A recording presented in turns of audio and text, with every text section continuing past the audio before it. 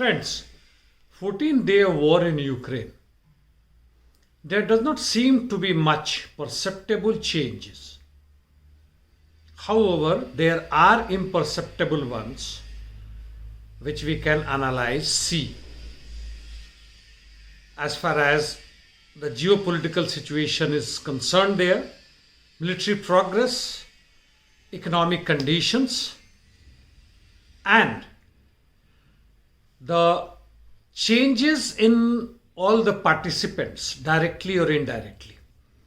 As far as the Russians are concerned, after third round of negotiations that took place on Monday, the ceasefire holds in few of the cities like Kyiv, Kharkiv, Mariupol, Sumy, few more. Basically to let the evacuees, refugees go out from there, which is estimated to be more than 2 million so far already.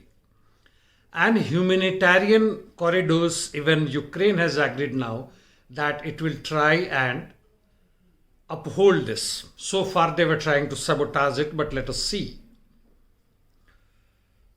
I would like to recapitulate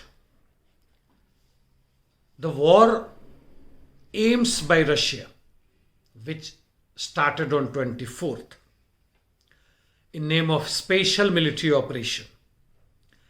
It claimed, as Putin has said, that it want to demilitarize and denazify Ukraine. That includes Azov and other nationalist battalion. Stop NATO's eastward movements. Ensure safety of DPR and LPR, which it recognized that day. That means on 24th February.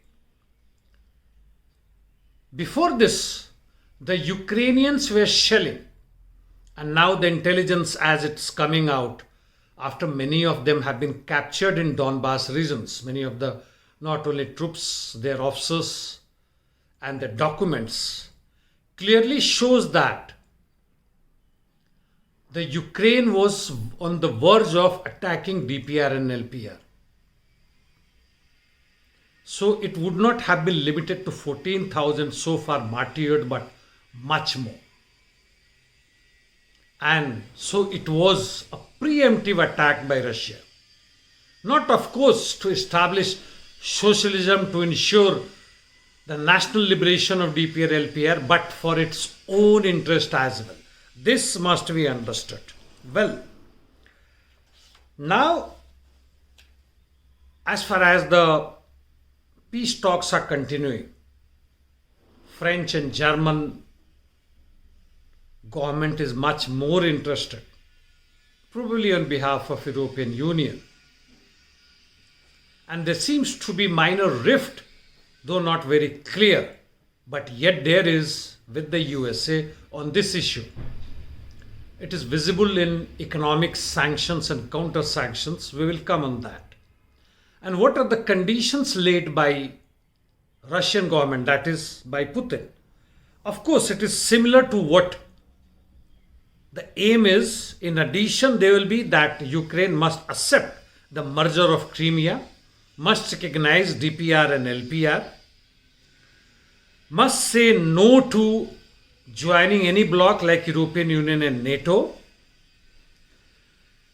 no to nuclear warfare or nuclear capability, stop coercion against the Russian native population in Donbas and rest of Ukraine and Russian speaking languages. I mean, these are the conditions. In the meantime, the military operation continues. That means basically, what is Russia doing? Yesterday I had talked about the war doctrine, which finally led to minimize the casualty of civilians as well as its own military, but not as much as that of Western powers. Like wherever America goes, it pounds bombs en masse for weeks and weeks, then only its army moves in. Here it is on the other side, in the other way. And as far as the casualties concerned, the American intelligence said that close to 4,000, 2 to 4,000 Russians have perished. Of course, Jalenski claims that it is more than 16,000. We will not go on that. That's a useless propaganda. Anyway, the shift I was talking about, Jalenski has, as per the news, has cooled down to the need of Russians' demands that Ukraine will not join NATO as of now. But then Russians will like to have assurance that the Ukrainian constitution is changed and which says that it will not join NATO. That yet to be seen how it goes. Ukraine seems to be even bent on accepting the independence of DPR, LPR and accepting Crimea, that it has gone into Russia. These are the shifts that are taking place.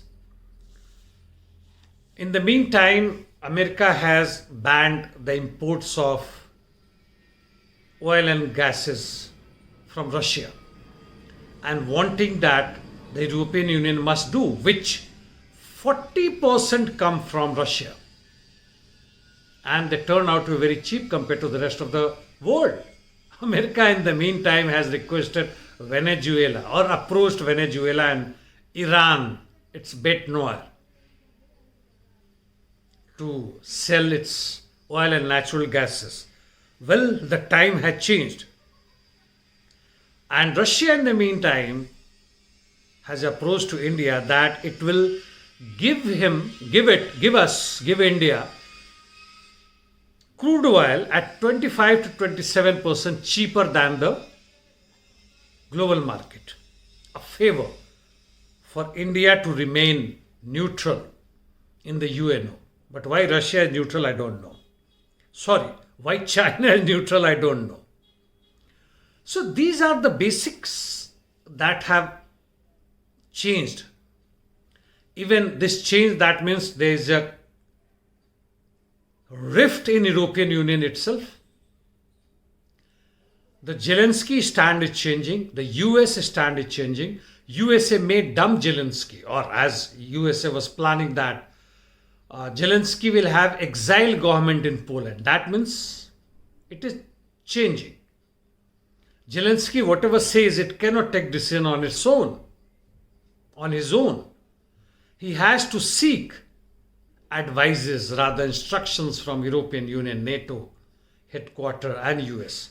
And therefore the delay in these talks, peace talks and other things. In the meantime, he may continue his jargon, jingoism. It doesn't make difference as far as the war is concerned. By the way, in the meantime, it is exposed that USA had chemical biolabs strictly under its control, or chemical biomilitary labs in Ukraine. So you can understand why America is jumping so much for its exclusive use. Even the nuclear reactors, the cheaper the processed uranium that were going to USA and all that. You can make out why it was so. Lastly, as far the news is concerned, ex-Ukrainian President Viktor Yanukovych, until 2014, before he was deposed in Maidan coup, he has requested Jalenski to come to the senses and stop the bloodshed in Ukraine. Well, that is to be seen. In the meantime, the diplomatic channels are open from both sides. Propaganda continues in all around. War against economic sanction by the West and European Union and rest of the world against Russia has started. Russia too is doing. It is going to stop its fuel supply and other things to other countries where it can harm. Weakening of West I have already talked, and the Jalenski, that I have already talked. Holding Russian military and political onslaughts. I mean, the slowness initially I talked about, why it is holding. That I think I have talked enough since last few days. So now I do not have to go. But finally, as far my analysis is concerned, this war and many more war that is going on like in Yemen and Palestine and rest of the world has exposed fully 100% the hypocrisy of capitalism in whatever form it is. Even like Canada and other so-called social democratic countries of Europe, Finland, Norway, etc., that they cannot solve the contradiction in themselves. That is, they cannot provide employment, education, health services, houses, human rights, democratic rights to the people, to the 90% of the earth. They cannot. And the only solution they have is fascism, Nazism, terrorism, vast-scale terrorism, creation of Taliban, ISIS, and war. The war was so far directly by US and NATO. Now Russia too is joining. USSR was there. Now Russia is joining. Thank you, friends. That's all for the day.